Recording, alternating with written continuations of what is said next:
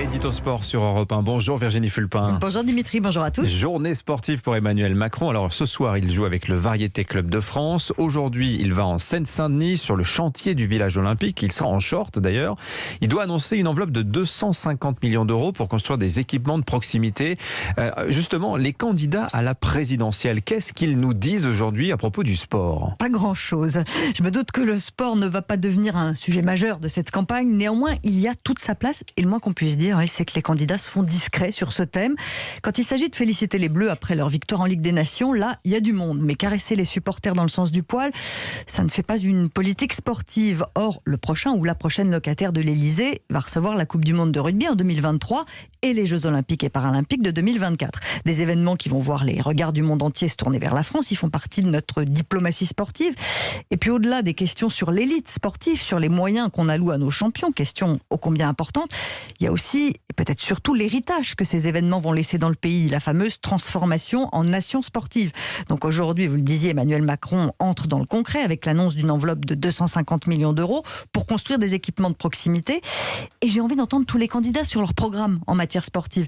J'ai parlé avec Carole Gomez, qui est chercheuse en géopolitique du sport et qui a copublié une tribune dans Le Monde avec l'entrepreneur David Blo pour dire que le sport est sous-exploité en tant que solution à nos problématiques de société.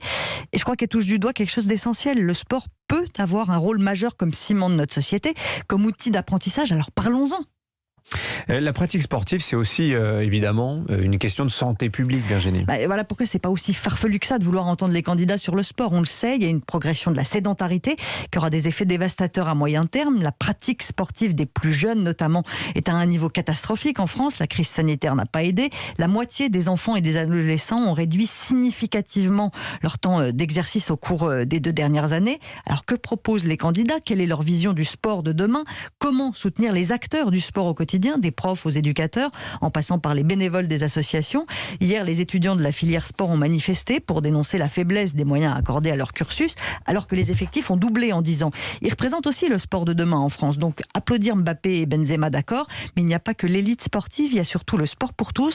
Il ne faudrait peut-être pas l'oublier dans cette campagne. Tiens, je regardais en vous écoutant combien il y a de sportifs en France. Chiffre Business France, 64% des Français pratiquent un sport au moins une fois par semaine.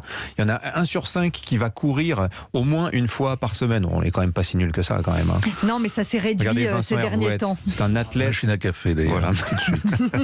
Merci Virginie Fulpin.